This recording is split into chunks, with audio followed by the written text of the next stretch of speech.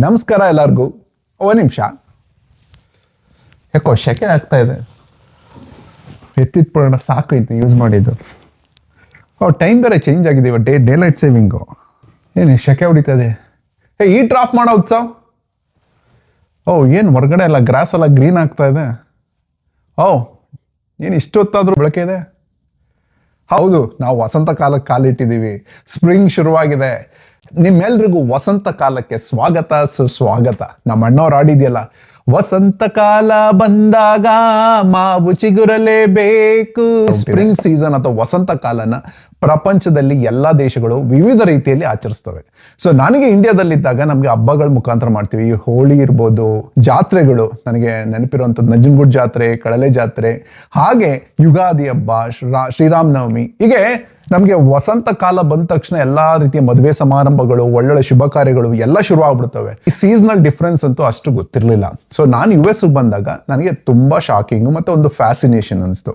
ಏನಂದ್ರೆ, ನಾನು ಬರ್ತೀನಿ, ಆ ಚಳಿಗಾಲ, ಆಲ್ಮೋಸ್ಟ್ ಒಂದು ಚಳಿಗಾಲದ ಟೈಮಲ್ಲಿ ನಾನು ಬಂದಿದ್ದು. ಇಲ್ಲಿ ನೋಡಿದ್ರೆ 4:15 ಕತ್ಲೆ ಆಗ್ತಾ ಇದೆ.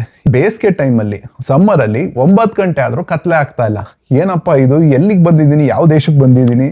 ಇದೊಂಥರ ಹೊಸ ರೀತಿ. ನಮಗೆ US ಬಂದ್ಮೇಲೆ ಇನ್ನೊಂದು ಏನು ತಿಳ್ಕೊಂಡೆ ಅಂದರೆ, US ಎಷ್ಟು ದೊಡ್ಡದಾಗಿದೆ ಅಂದರೆ ಇಲ್ಲಿ 4 ಟೈಮ್ ಝೋನ್ ಇದೆ. ಅಷ್ಟೇ ಅಲ್ಲ, ಇಲ್ಲಿ ಡೇ ಲೈಟ್ ಸೇವಿಂಗ್ಸ್ ಅಂತ ಬೇರೆ ಕಾನ್ಸೆಪ್ಟ್ ಇದೆ. ಏನಂದ್ರೆ, ಇಲ್ಲಿನ ಅಮೆರಿಕನ್ ಸ್ಟ್ಯಾಂಡರ್ಡ್ ಟೈಮ್ ಬಂದು ನವೆಂಬರ್ ಟು ಮಾರ್ಚ್.